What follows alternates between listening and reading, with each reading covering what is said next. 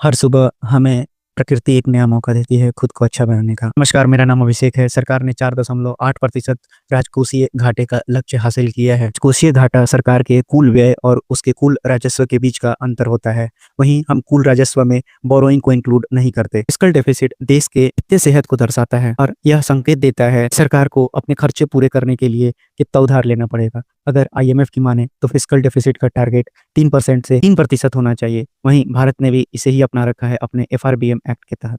FRBM यानी fiscal responsibility and budget management act, जिसकी शुरुआत 2003 में की गई थी। इसकी शुरुआत फाइनेंशियल स्टेबिलिटी देश में बने रहे, इसलिए इसकी शुरुआत की गई थी। ये जानते हैं सरकार द्वारा कौन से उपाय किए जाते हैं ताकि फिस्कल डेफिसिट टारगेट को अचीव किया जा सके। तो गवर्नमेंट सबसे पहले रेवेन्यू को एनहेंस करने की कोशिश करती है। रेवेन्यू एनहेंस करने का तरीका होता है टैक्स में रिफॉर्म लाकर, यानी GST में रिफॉर्म करना या फिर डायरेक्ट टैक्स कोड में रिफॉर्म करना। वहीं टैक्स बेस को इंक्रीज करना। दूसरा जो रेवेन्यू एनहेंसमेंट करने का तरीका है वो है डिसइन्वेस्टमेंट, यानी PSU यानी पब्लिक सेक्टर यूनिट को डिसइन्वेस्टमेंट करना और non core public sector asset को मोनेटाइज करना।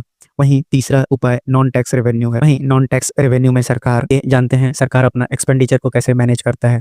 सरकार अपने एक्सपेंडिचर को मैनेज करने के लिए सब्सिडीज को रेशनलाइज करती है, यानी कि सब्सिडीज देने के लिए DBT का यूज करती है जिससे लीकेजेस कम हो। DBT यानी डायरेक्ट बेनिफिट ट्रांसफर। वहीं टारगेट सब्सिडीज देती है कुछ सेक्टर में, जैसे कि फूड, फर्टिलाइजर्स और पेट्रोलियम पर। वहीं सरकार को अपने एक्सपेंडिचर को प्रायोरिटाइज करना होता है। सरकार फोकस करती है कैपिटल एक्सपेंडिचर और इंफ्रास्ट्रक्चर डेवलपमेंट पर, साथ ही अपने अननेसेसरी एडमिनिस्ट्रेटिव एक्सपेंडिचर को भी रिड्यूस करती है। वहीं सरकार को एफिशिएंट पब्लिक स्पेंडिंग करना होता है। इसमें सरकार टेक्नोलॉजी का यूज करती है ताकि वो बेटर इंप्लीमेंटेशन और मॉनिटरिंग कर सके। साथ ही साथ बोरोइंग मैनेजमेंट, बोरो को मैनेजमेंट करने के लिए ऑप्टिमाइज करती है। डोमेस्टिक और एक्सटर्नल बोरोइंग को, लॉन्ग टर्म बॉन्ड को भी इशू करती है और साथ ही रिड्यूस करती है रीपेमेंट प्रेशर को। ये जानते हैं कि इस टारगेट को मीट करने में क्या क्या चैलेंजेस आ सकते हैं। में से प्रमुख है इकोनॉमिक स्लोडाउन हो सकता है, ग्लोबल अनसर्टेनिटीज हो सकती है, पॉलिटिकल कंस्ट्रेंट हो सकते हैं, साथ ही इन्फ्लेशन को भी मैनेजमेंट करना मुश्किल हो सकता है। सरकार द्वारा लिए गए, ये जानते हैं अब सरकार द्वारा लिए गए इनिशिएटिव्स को और उनके बनाए हुए पॉलिसी को, जिसमें से पहला मैंने आपको एक्सप्लेन किया FRBM एक्ट यानी fiscal responsibility and budget management act 2003।